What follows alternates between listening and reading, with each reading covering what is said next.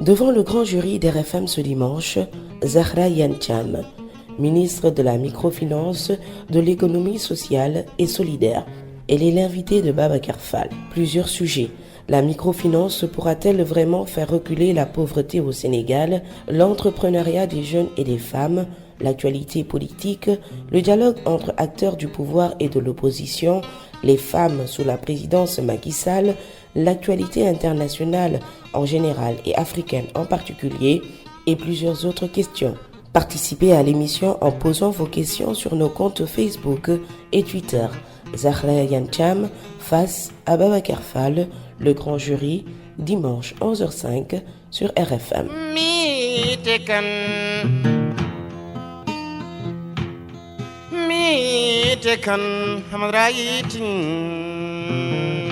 Bonjour à tous, bon dimanche, bienvenue dans ce nouveau numéro du grand jury d'RFM. C'est l'une des surprises de la liste Macky Sall, la surprise du chef, la liste des membres du gouvernement, l'actuel gouvernement formé début avril dernier.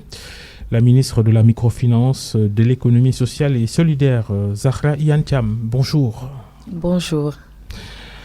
L'économie sociale et solidaire, c'est l'ensemble des acteurs économiques, c'est-à-dire les coopératives, associations, sociétés commerciales, etc., qui poursuivent un objectif de progrès social et donc pas forcément un objectif lucratif.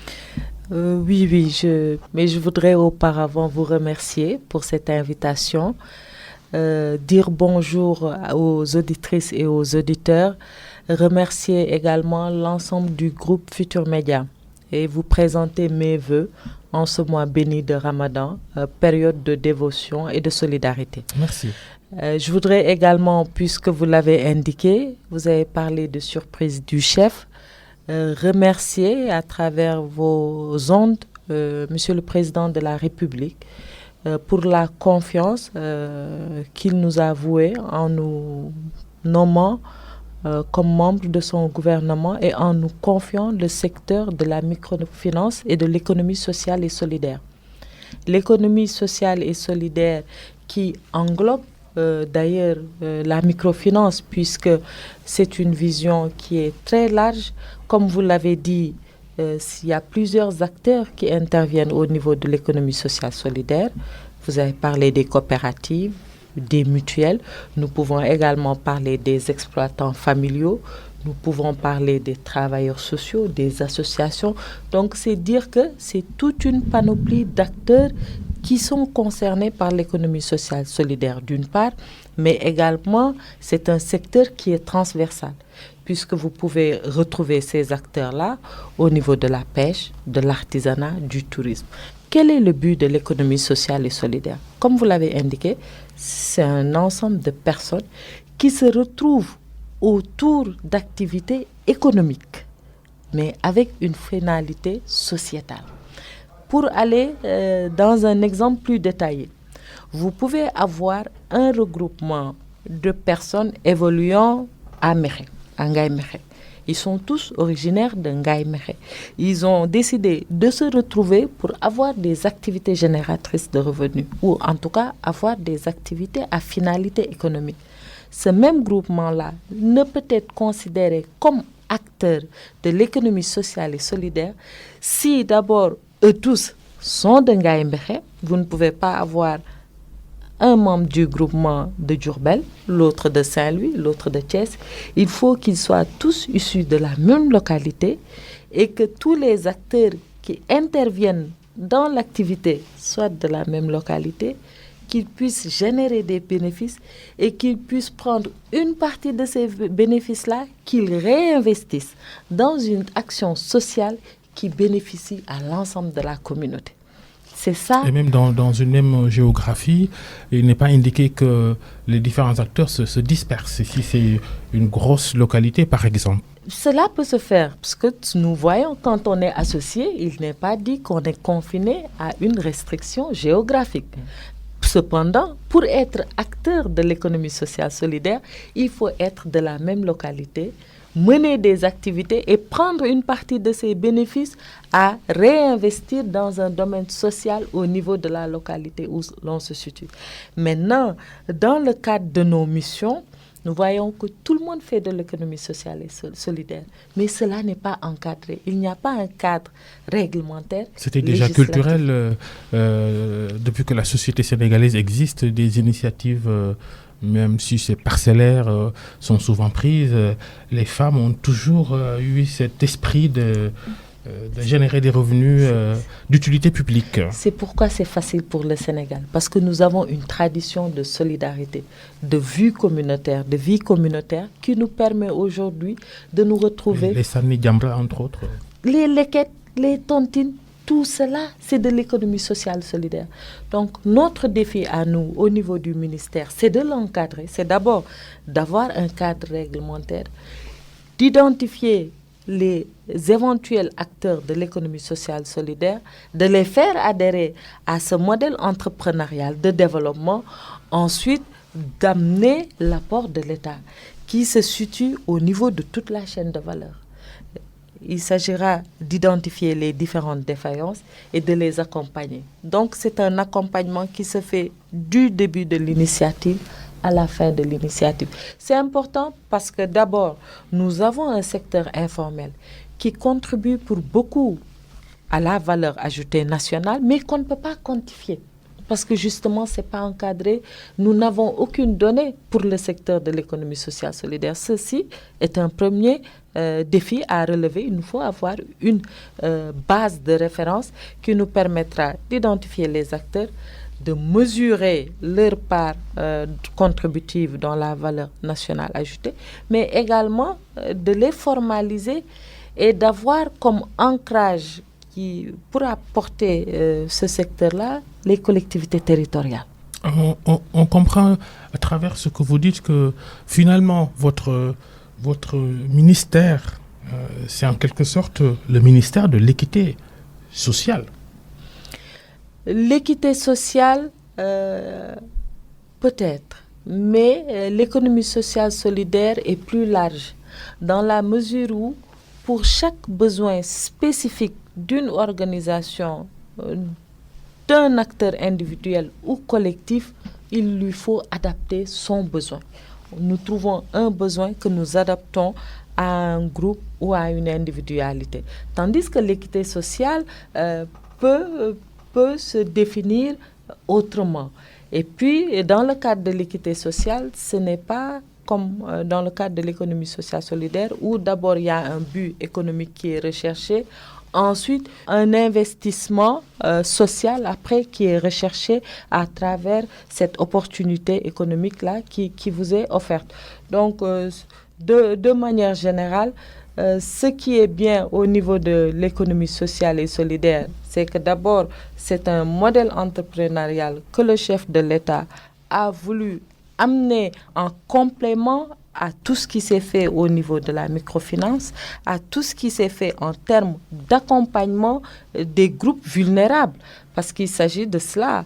La première cible de l'économie sociale et solidaire, c'est justement de voir en termes d'accompagnement au niveau des femmes, au niveau des jeunes, au niveau des zones les plus reculées, comment faire en sorte pour que tous ces secteurs-là, toutes ces catégories-là puissent également impacter le développement économique du Sénégal. On parle d'équité sociale dans votre travail.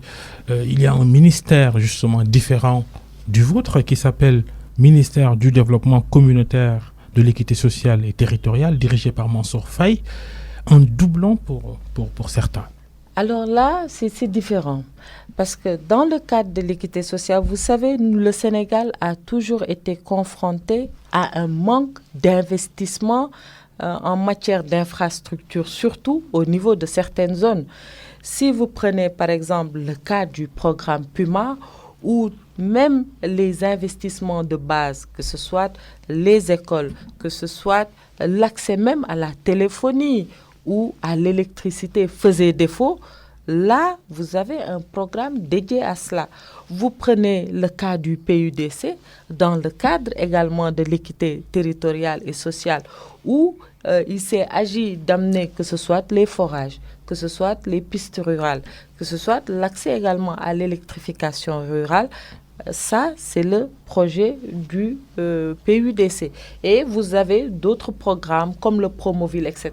Donc, dans le cadre de ce ministère-là, il s'agit de rattraper d'abord les retards d'investissement que les différentes localités ont eu, et puis il s'agit également d'amener les infrastructures de base adéquates au développement, parce qu'il ne faut pas oublier que l'axe 2 du PSE, c'est le développement, c'est le capital humain. Donc ça, c'est un axe du plan Sénégal émergent qui mérite toute la considération qu'il faut. Maintenant, cela est différent de l'économie sociale solidaire où il nous faut booster l'entrepreneuriat, également réussir le défi de l'inclusion financière et sociale. Donc cela me paraît être quand même deux axes différents, mais deux axes majeurs qui sous-tendent justement l'émergence d'un pays. La tâche est énorme pour vous, gouvernement, pour votre ministère et les autres ministères qui doivent lutter ou faire reculer la pauvreté au Sénégal, parce que les chiffres, les derniers, ne sont pas très rassurants. La pauvreté au Sénégal qui atteint donc un niveau élevé, et cela depuis plusieurs années. 47% des Sénégalais sont pauvres. Oui, je suppose que les chiffres que vous annoncez, vous les basez sur un peu les chiffres d'organismes tels que le PNUD, le FUNEAP, etc. La Banque mondiale. La Banque mondiale, etc. Donc, je voudrais quand même relever à ce niveau-là que les indices d'appréciation peuvent justement être en défaveur, ou la réalité quelquefois des chiffres et du terrain peuvent différer, puisque ce sont des indicateurs qui ont une base de calcul propre. Donc nous pouvons effectivement sur la base des chiffres dire que le taux de la pauvreté demeure élevé au Sénégal, mais si nous allons dans la réalité de ce que nous vivons, et sur la base des différents investissements qui ont été consentis par l'État du Sénégal, et je reviendrai là-dessus, mais sur la base également de tous les efforts et de toutes les réformes qui ont été initiées, nous pouvons quand même dire aujourd'hui qu'il y a eu de grandes avancées. Je vous ai parlé tantôt du retard d'investissement que nous avions eu, que ce soit au niveau de l'électrification rurale, que ce soit au niveau des pistes de production qui impactent la croissance, que ce soit même au niveau de l'agriculture, où il a fallu aller dans le sens de l'équipement, de la modernisation de l'agriculture, de l'accès à l'eau, de l'aménagement des terres, de la mise à disposition des semences, d'engrais,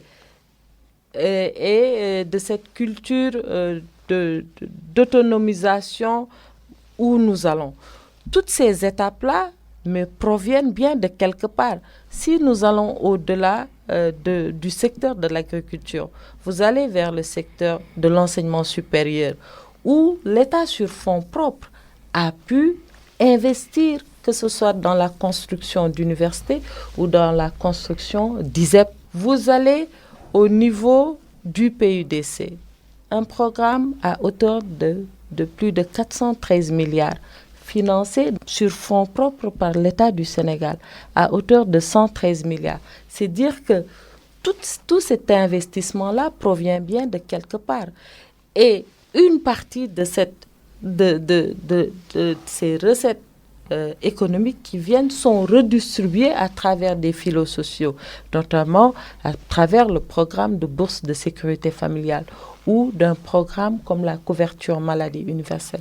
Donc si nous allons sur ces bases-là, nous pouvons dire qu'il y a de grands pas qui sont faits.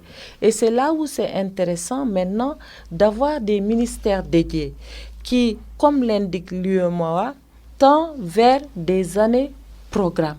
Nous n'allons plus vers des budgets où c'est sur la base d'indicateurs globaux que nous le faisons, mais nous allons vers des années budgétaires qui sont adossées à des programmes, à des réalisations. Donc aujourd'hui, ce que je dirais, moi, c'est que l'État du Sénégal, de 2012 à 2019, a pu faire sur la base de la vision du plan Sénégal émergent, des avancées qui nous permettent aujourd'hui d'ouvrir de nouvelles perspectives aux populations sénégalaises. Oui, mais les disparités sociales semblent rester en l'état.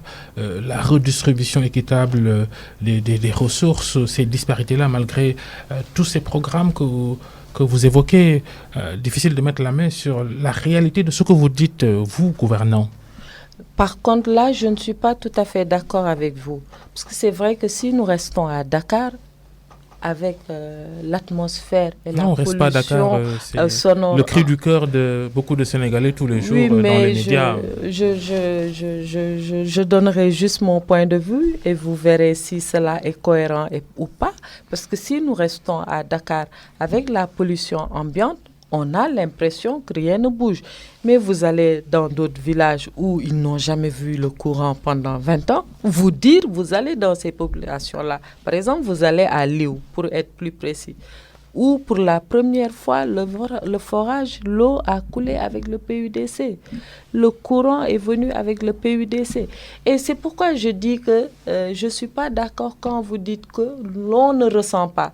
Parce que si la satisfaction de l'individu est juste mesurée à l'aune de ce qu'il a en poche ou à l'aune de son capital économique, vous laissez en rade plusieurs autres réalisations. Parce que justement, investir dans l'éducation, avoir des ISEP, avoir des universités, augmenter la capacité en termes de lits pour les étudiants, c'est une avancée. Les pistes rurales qui permettent à ces femmes de Ross Béthio, aux femmes de Dagana, de pouvoir sortir leur production, de l'écouler, c'est également une avancée. Le problème de l'eau à Dakar, nous avons tous vu que Dakar est un peu sous le dictat de KMS. Aujourd'hui, avoir un projet comme KMS 3, voilà, de l'eau, Morsar 3, c'est également... toujours en construction. Oui, mais heureusement, parce que vous savez que Dakar, avec les 40 000 branchements sociaux le programme qu'on a pu amorcer en 2012, avec la rénovation des 6 000 kilomètres de tuyauterie de Dakar, c'est comme si vous quittez Dakar pour aller à Paris. Mais tout cela, ce sont des ressources qui proviennent de quelque part. Parce que si l'investissement n'était pas axé dans des secteurs prioritaires. Si l'État, dans le cadre de ses réformes, dans le cadre de sa vision, n'avait pas une conduite sûre et exacte du chemin où il devait aller, certainement, nous ne pourrions pas faire toutes ces réalisations-là.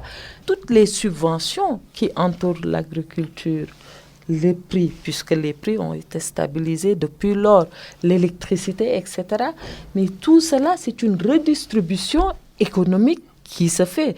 Donc non, je ne suis pas d'accord lorsque l'on pense que l'État est statique ou que la croissance n'est pas redistribuée. Au contraire, maintenant, il nous faut aller vers de nouvelles perspectives. Et ces nouvelles perspectives... Justement, pour votre ministère, il s'agit de faire quoi? Mettre en place des mécanismes qui facilitent l'entraide sociale par la création, par exemple, d'entreprises sociales comme les coopératives ou les caisses d'épargne ou même les mutuelles? Non, il ne s'agit pas de cela. Il s'agit plutôt de booster, de promouvoir l'entrepreneuriat. Mais un entrepreneuriat qui est adapté aux besoins de chaque individu ou aux besoins de chaque groupement. C'est pourquoi nous avons la microfinance et l'économie sociale solidaire. Dans le cadre de la microfinance, vous pouvez avoir deux types de services financiers qui sont donnés.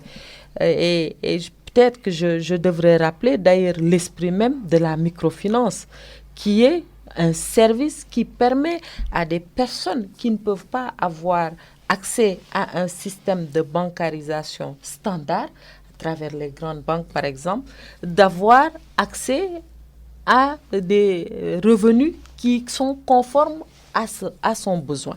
Donc, vous avez ce système-là avec les systèmes financiers décentralisés, donc les institutions de microfinance classiques. Vous avez également un autre système basé sur la finance islamique, qui est également un autre modèle qui vous permet d'avoir accès à des financements encore en deçà de ce que les institutions de microfinance vous donnent. Et ça, nous le réalisons à travers le programme Promise.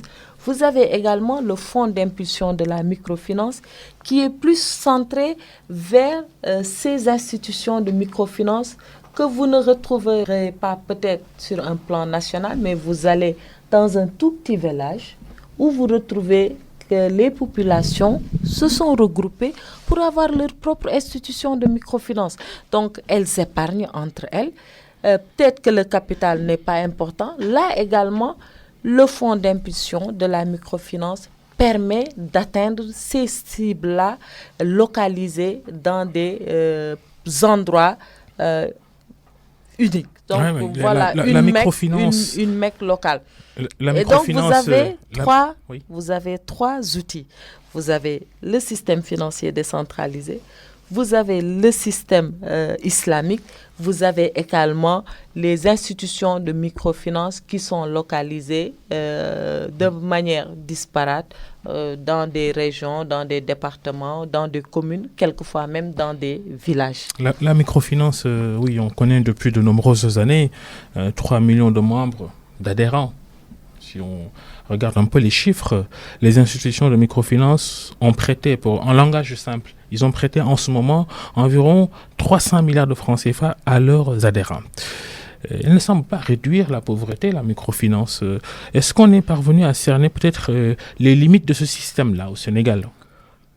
La microfinance, à l'heure actuelle où nous parlons, vous l'avez indiqué, nous avons plus de 3 millions de membres clients. Nous avons tout un système qui polarise plus de 303 systèmes SFD.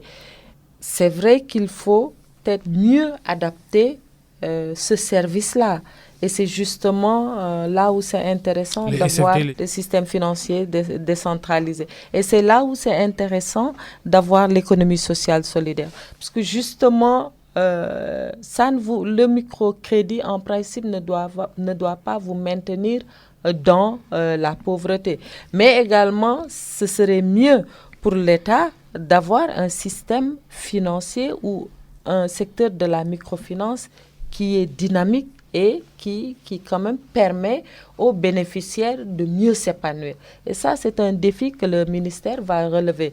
Maintenant, nous estimons qu'une fois que le cadre législatif et réglementaire de l'économie sociale solidaire est indiqué, que nous ayons des acteurs qui s'identifient à ce modèle entrepreneurial-là, l'accompagnement sera complet. Parce que là, à un moment ou à un autre, il y a une défaillance au niveau de la chaîne de valeur. Parce que si vous donnez à un groupement un financement et qu'en amont, ils n'ont pas toutes les capacités managériales pour pouvoir justement fructifier ou multiplier le capital, il y a un problème. Peut-être que vous n'avez pas... c'est justement quels sont aujourd'hui les secteurs porteurs, les secteurs pour des investissements qui peuvent générer des revenus. Oui, maintenant, c'est l'entrepreneuriat. Vous avez tous les secteurs peuvent générer des revenus. L'essentiel, c'est d'aller d'abord dans l'innovation de l'action. Si vous allez dans un quartier où toutes les femmes vendent des légumes, forcément, il y a un problème. Et donc, tout cela, c'est ce qu'on appelle les défaillances des chaînes de valeur. Il s'agira, dans le cadre de l'économie sociale solidaire, d'abord de faire l'étude du milieu, savoir justement à quel niveau se situent les secteurs porteurs, savoir comment regrouper les gens dans différentes activités, aller dans le renforcement de capacités, les accompagner dans leur équipement par rapport à l'activité dans laquelle ce groupement-là évolue et ensuite amener le fonds de roulement et faire le suivi-évaluation. Il y a un autre aspect que j'ai occulté dans le cadre de l'inclusion financière, c'est que justement l'accompagnement ne se situe pas uniquement par rapport au bénéficiaire final. Vous accompagnez le bénéficiaire final, donc c'est celui qui vient pour chercher un prêt, mais vous accompagnez également l'instrument qui est chargé de donner le prêt, à savoir le SFD. Aujourd'hui, si vous prenez le programme Promise, ils ont tout un programme d'accompagnement en termes de renforcement de capacité des institutions de microfinance, en termes d'équipement matériel, puisqu'il leur faut un système de gestion, parce qu'il ne sert à rien d'avoir tout un système concentré sur Dakar quand, lorsque vous allez à Kédougou ou à Tamba, vous n'avez pas ce même système-là. Donc, il s'agira également de les accompagner à avoir une meilleure qualité d'offre de service. Maintenant, c'est seulement après cela que vous avez le package final. Et c'est là où c'est intéressant, parce que c'était un frein ou en tout cas une limite de la microfinance. C'est ce qui différencie un peu la microfinance de l'inclusion financière. C'est pour ça, quand on jette un coup d'œil sur le bilan qu'on pourrait faire des impacts de la microfinance sur les ménages, on se dit oui, mais vraiment beaucoup de limites. Oui, mais c'est normal, hein, parce que ici, vous allez à l'origine de la microfinance démarrer vers les années peut-être 2002-2003, où ça a commencé à prendre tout son sens au niveau du Sénégal. C'était pour répondre à un besoin spécifique. Et donc, maintenant que les besoins évoluent, parce que les besoins sont dynamiques, c'est comme la vie, cela évolue. Il faut les adapter.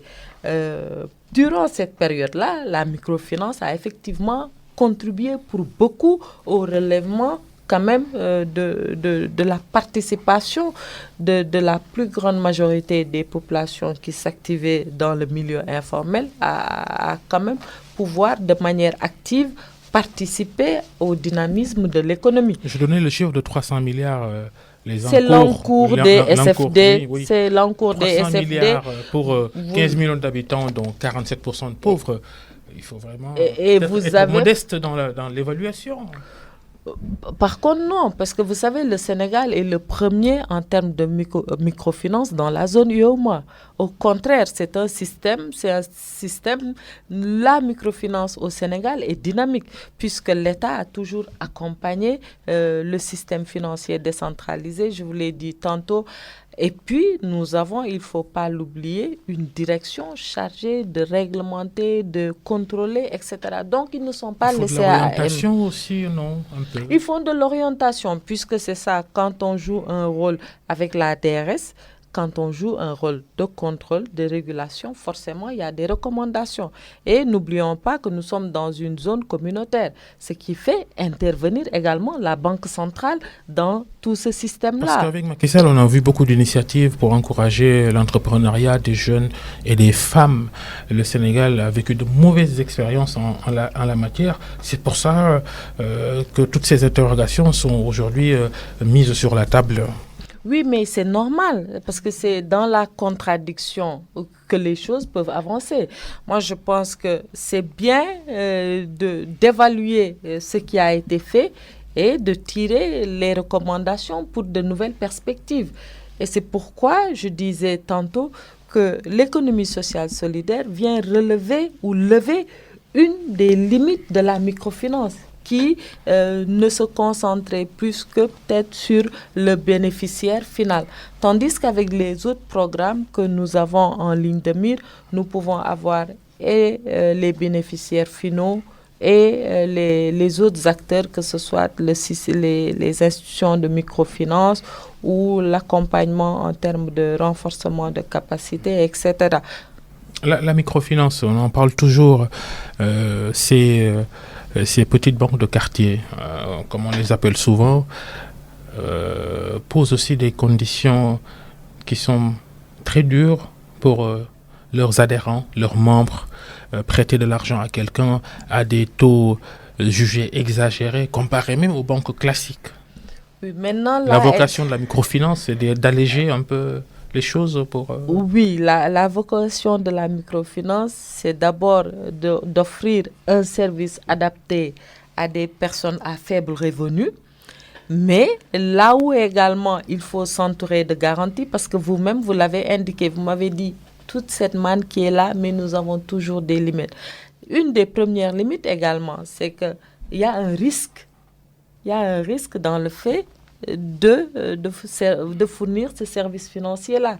Le premier risque, c'est justement de ne pas être remboursé, parce que les fonds, c'est ce qu'on appelle le revolving, les fonds qui sont prêtés à des tiers, une fois que c'est remboursé avec les taux d'intérêt, ça permet, si la première année, vous avez pu avoir 10 personnes, la deuxième année, d'avoir 20 personnes, parce que c'est sur cette base-là qu'on élargit le champ d'attribution des financements.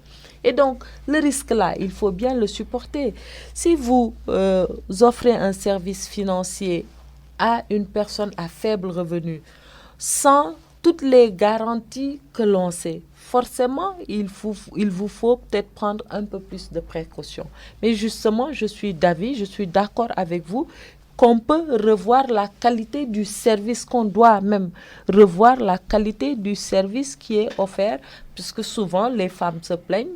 Je suis dans des organisations, je discute beaucoup avec les bénéficiaires et le principal problème qui est souvent soulevé, c'est justement le taux relativement élevé le pourcentage, la commission qui est dessus. C'est également la part de responsabilité aussi des adhérents. On va dans une institution de microfinance souvent pour acheter une télé, acheter un salon, au lieu d'investir dans des secteurs qui oui, peuvent... mais même là également, c'est encadré. Même là, si vous voulez, par exemple, juste disposer d'un prêt pour vous équiper, ou cela suppose qu'en amont, vous devez avoir un revenu mensuel, ou en tout cas, vous devez avoir des revenus extérieurs que vous avez en amont pour vous permettre, à échéance due, de pouvoir rembourser.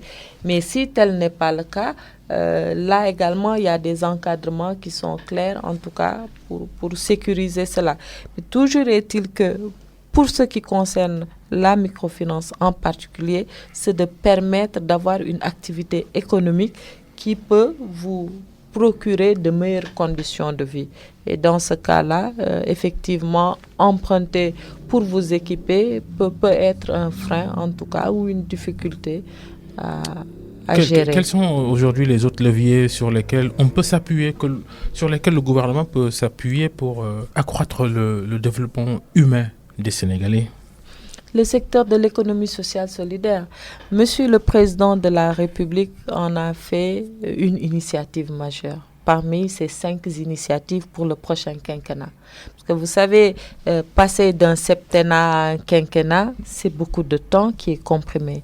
Et donc, parmi ces chantiers, il a parlé d'économie sociale solidaire. Parce que justement, c'est un secteur transversal. C'est un secteur qui permet à tout individu ou à tout groupement d'individus qui veut participer, contribuer effectivement à la valeur ajoutée nationale, d'avoir le cadre idéal pour le faire, d'avoir le format adapté à son besoin. Et je pense que c'est une excellente chose. Maintenant, à charge pour nous de créer l'environnement, d'avoir les ressources nécessaires pour le faire également, parce que ça demandera des ressources. Il nous faudra avoir de nouvelles générations ou de partenaires ou de programmes qui pourront de manière très concrète, très pragmatique, mettre à la disposition des bénéficiaires, en tout cas, toutes les conditions de participation effective à la valeur, à la contribution de la valeur ajoutée nationale. Zahra Iyane Thiam, la ministre de la microfinance, de l'économie sociale et solidaire, est l'invitée du grand jury d'RFM. Vous êtes aussi membre de la direction de l'APR, le parti présidentiel, et de la direction de Benno Bokk Yakaar, la coalition de la majorité. En début d'émission, j'évoquais votre nomination comme membre du gouvernement, nomination pour votre légitimité politique sur le terrain, ou bien parce que ça répond à une logique extra-politique? Bon, peut-être la question serait plus... Il faut peut-être la poser à Monsieur le Président de la République, puisque c'est lui qui a le pouvoir de nomination. Dans tous les cas, ce que je peux dire à mon niveau, c'est que nous avons été nommés à un secteur précis où il s'agira, pour moi et mon équipe, de jeter les bases d'une contribution d'une plus grande majorité de la population. Quand je parle de logique extra-politique, je vais être précis, je fais allusion aux logiques au pluriel, confrériques, ethnique. On accuse souvent en filigrane Macky Sall d'opérer des choix en se basant sur ces logiques-là. C'est ce que je vous dis, hein. Je vous ai bien compris, je vous ai très bien répondu également. C'est un sujet que les Sénégalais aiment effleurer pour des raisons évidentes. Moi, ce que je sais de la formation d'un gouvernement, de manière générale, c'est qu'il y a plusieurs critères qui interviennent. Mais parmi ces critères qui interviennent, je n'ai pas connaissance du critère que vous indiquez. Parce que nous sommes dans un pays avec 14 millions ou 15 millions de Sénégalais. Nous avons 14 régions, nous avons 45 départements, nous avons 552 collectivités territoriales. Cela veut dire que chaque Sénégalais devrait pouvoir se retrouver dans ce qui se fait au niveau national. Maintenant, le président de la République, en faisant ses choix, j'en suis sûre, n'a qu'une seule motivation. C'est de répondre aux préoccupations des populations. C'est de répondre pour ce pourquoi il avait été élu. Maintenant, comment doit-il le faire? Quels sont les éléments qui interviennent au moment du choix? Là, il n'y a que lui qui peut répondre. Mais je sais que le premier élément qui intervient, c'est de répondre à la préoccupation des populations. Vous êtes une militante de la cause des femmes. Bien entendu. Dans ce gouvernement-là, il n'y a pas beaucoup de femmes. 8 sur 35. Oui, maintenant, on peut même dire il y aurait pu y avoir une femme ou deux, pour que moi, cela ne m'aurait pas gêné. Dès lors que les personnes qui sont choisies peuvent répondre aux attentes des populations sous la houlette du président de la République. Maintenant, j'aurais pu vous rétorquer, mais M. Fall, regardez depuis l'avènement du président Macky Sall, le nombre de femmes qui ont été promues à des postes de responsabilité. Première femme chef de police, premier ministre, présidente d'institution. Et il y a plusieurs directions qui sont dirigées par des femmes. Et compte tenu de la législation qui a conféré aux femmes plus de pouvoir, rien que sur la nationalité. Donc, pour moi, en tant que militante de la femme, je ne me dirais pas qu'il faut juste donner à la femme pour lui donner. Parce qu'avant tout, nous avons parlé depuis le début de cette émission de pauvreté. Nous avons parlé d'inclusion. Comment faire en sorte pour que les populations se retrouvent dans ce que l'on fait. Mais pour ça, il faut, je pense, que tout le monde s'y mette, d'autant plus que nous sommes un pays avec une majorité de femmes, de jeunes. Je crois que le Sénégalais, en tant que tel, avec un grand S, qu'il soit homme ou femme, doit pouvoir représenter ses autres compatriotes. Vous parlez de 8 femmes, mais en termes de valeur, nous avons 25%. Je trouve que c'est une bonne chose. Maintenant, ça ne nous empêche pas de grignoter. Vous m'aurez dit que vous n'avez que 13 femmes mères. Là, j'aurais dit oui, parce que c'est au niveau des localités.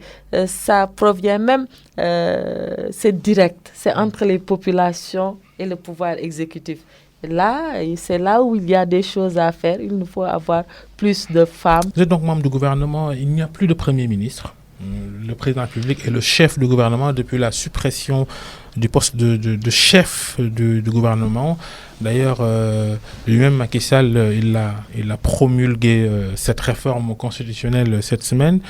Il disait à l'époque que c'est pour aller plus vite, son fameux slogan « Fast Track ». Aujourd'hui, est-ce que dans les activités du gouvernement, le Fast Track est une réalité? Est-ce qu'en tant que membre du gouvernement, vous commencez à ressentir la réalité?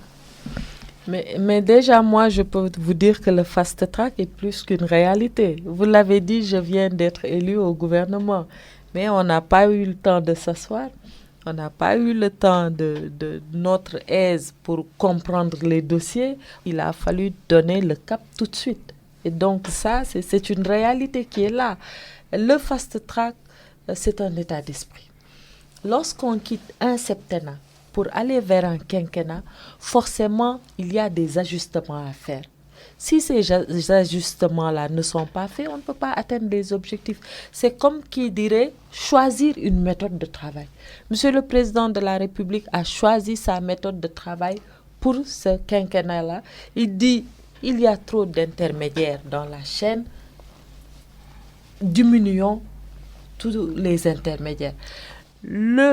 L'intermédiaire, le maillon intermédiaire entre l'exécutif et le gouvernement, c'est le Premier ministre qu'il appelle à ses côtés au niveau de la présidence de la République, poste central et stratégique dans la gestion de l'exécutif, et qui puisse de manière directe traiter des questions justement. Il a commencé déjà, il vous appelle au téléphone, vous les ministres, pour le traitement de dossiers déjà. Bon, le traitement de dossier, en tout cas, moi j'aurais souhaité que le président ne m'appelle pas. Parce que lorsqu'on vous appelle, c'est parce que peut-être qu'il y a un dossier qui traîne ou il y a des directives à donner. Mais lorsque vous êtes sur votre sujet, en pleine action, vous avez la table du Conseil des ministres pour rendre compte et prendre des orientations. Cela ne se résume pas à cela. Peut-être que c'est l'image que l'on se fait. Ah oui, les gens viennent travailler directement avec le président, mais il est attendu des ministres d'être sur le terrain, d'aller à la rencontre des populations. Ce sont les directives qui nous ont été données par le président de la République. Aller au contact des populations, discuter avec les populations et régler les problèmes de manière durable. Attention, il nous faut régler les problèmes de manière durable. Ça veut dire ne pas venir faire du saupoudrage ou juste régler de manière conjoncturelle. Il nous faut aller dans la durabilité. Et pour ça, c'est une vision, c'est une stratégie et c'est des résultats qui sont poursuivis. L'actualité politique a été encore dominée cette semaine, Zahra Iyane, par le dialogue politique dont les contours sont apparemment en train d'être définis. Cette semaine, donc, le ministre de l'Intérieur, il a rencontré, et pour la deuxième fois d'ailleurs, les représentants des partis politiques pour parler des préalables à ce dialogue. La majorité accepte finalement cette condition de l'opposition qui exigeait la nomination d'une personnalité neutre pour conduire le dialogue. Babacar, vous dites la majorité accepte finalement. Nous sortons de concertation sur le processus électoral à l'issue des élections législatives. Nous avons procédé à une concertation pilotée par une personnalité indépendante. Donc, où se situe le finalement? Dans la personne de Seydou Nourouba. Et il n'y avait pas de consensus. Bien au contraire. Parce qu'il faut le rappeler. Ah non, sur le parrainage, par exemple, il n'y a pas eu de consensus. Oui, mais sur le parrainage, parce qu'ils ne sont pas venus, l'opposition n'est pas venue. Mais pour ceux qui discutaient, il y avait eu un processus pour revenir au dialogue politique. Parce que c'est bon de clarifier les choses. D'abord, c'est une tradition. Quand on parle, bien entendu, de dialogue politique, après chaque élection, au niveau du Sénégal, l'ensemble des acteurs politiques se retrouvent pour faire l'évaluation de l'élection dans le cadre de la revue technique. Les acteurs politiques se retrouvent autour de l'administration des élections pour discuter, faire l'évaluation et amorcer les préparatifs de l'élection. C'est ce qu'on a toujours fait. Et lorsqu'on s'est retrouvé dans le cadre de la revue technique, parce qu'après les élections législatives, l'opposition a rué sur les brancards pour dire que l'élection était mal organisée. On nous a appelés à la table de concertation pour qu'on discute. Et lorsqu'on s'est retrouvés, toutes les thématiques qui avaient été proposées l'ont été de manière consensuelle. Nous avons adopté un code de conduite ensemble, de manière consensuelle, pour définir les thématiques qui devaient être élaborées et définir le mode de validation des conclusions pour les différentes thématiques. C'était soit des désaccords, soit des accords, ou soit un arbitrage de la plus haute autorité, à savoir le président de la République. Et également, quand il s'est agi d'avoir la Sénat qui présidait les rencontres, l'opposition l'a récusé en disant « Nous voulons une personnalité neutre, nous de la majorité, ce qu'on avait dit à l'époque, choisissez ». Donc les non-alignés et l'opposition ont présenté chacun une liste. Et parmi ces listes qui avaient été présentées, le même nom a figuré sur les deux listes. C'est pourquoi le choix de l'ambassadeur Seydou Nourouba. Donc, nous n'étions pas contre. Nous avons validé ce choix-là. Aujourd'hui, qu'on nous propose d'autres personnalités de la société civile, mais partie prenante, parce que dans le cadre des concertations, vous avez la majorité, vous avez l'opposition, vous avez les non-alignés, vous avez la société civile, notamment le COSC et le pacte, qui siègent en tant que partie prenante au même titre que la majorité. Ça veut dire quoi? Qu'on ne doit pas choisir une personnalité de la société civile parce que justement, elle ne sera pas neutre, cette personnalité. Non, ça veut dire que ce sont des parties prenantes. Maintenant, je vous laisse juger. Et pas neutre. Puisque l'opposition parle de personnalité indépendante. Nous avons récusé la Sénat, qui est partie prenante aux discussions. Nous avons récusé d'autres personnalités. Là, en tout cas, les personnalités qui sont proposées pour l'heure sont également partie prenante. Qu'est-ce à dire? Ça veut dire que... Qui faut-il choisir alors? D'où doit venir cette personnalité qui doit conduire ce dialogue-là pour vous? Vous savez, la morale que j'en tire, c'est quoi? C'est que nous sommes tous des Sénégalais. Et que le premier critère qui doit prévaloir, c'est le patriotisme, être républicain. Quel que soit par ailleurs là où vous vous trouvez, il faut faire ce pourquoi vous avez été choisi et désigné. Il peut être de la majorité, de l'opposition ou des non-alignés. L'essentiel, c'est de faire le job. Et donc, il n'y a pas de neutralité. Vous semblez accuser l'opposition de faire dans la diversion un peu, non? Je n'accuse pas l'opposition parce qu'aujourd'hui, mon souhait à moi, c'est que nous puissions tous nous retrouver en tant que Sénégalais. Que chacun puisse apporter le meilleur de lui-même pour le bien du Sénégal. Parce que l'opposition, je suppose, n'est motivée que par cela. Aussi bien la majorité, les indépendants, nous sommes tous motivés par le fait d'apporter une contribution positive pour notre pays. Et dans ce cas-là, forcément, il faut qu'il y ait des concessions, mais il faut qu'on soit cohérent avec nous-mêmes.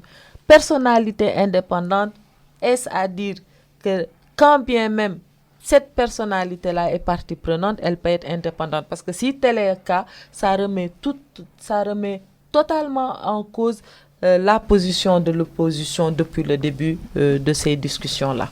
Autre condition soulevée par les partis de l'opposition, ils disent qu'ils veulent être sûrs que les conclusions de ce dialogue seront respectées par le président de la République. Peuvent-ils avoir les garanties? Oui, mais c'est ce que je dis. Le président de la République, qui peut le plus d'abord, peut le moins. Il aurait pu bénéficier de la souveraineté populaire. Il aurait pu dérouler sa politique pour laquelle il a été plébiscité et choisi par le peuple sénégalais à plus de 58,25%, largement au premier tour. Il aurait pu le faire, il ne l'a pas fait parce qu'il a son style de gouvernance. C'est la même chose lorsqu'il s'est agi de discuter des ressources qui seront issues de l'exploitation du pétrole et du gaz. Il a convié l'ensemble des acteurs nationaux et le moment est tellement solennel et important. C'est après son élection, le jour de son investiture, qu'il appelle à un dialogue. Mais qui peut le plus, peut le moins, nous devons donner au président de la République, qui à chaque fois a donné les gages de sa bonne foi, de sa volonté, à œuvrer dans la concertation. Nous ne pouvons pas, je pense, lui fixer des conditions. Zahra Iyane Thiam, merci. Merci d'être venu devant le grand jury d'RFM. Vous êtes la ministre de la microfinance, de l'économie sociale et solidaire. Merci à Malang qui était à la régie. Merci à Maggie, notre digital manager. Bonne fin de week-end. Restez sur RFM et dans un petit moment, le journal de midi de Barthélémy Ngom. Merci à tous.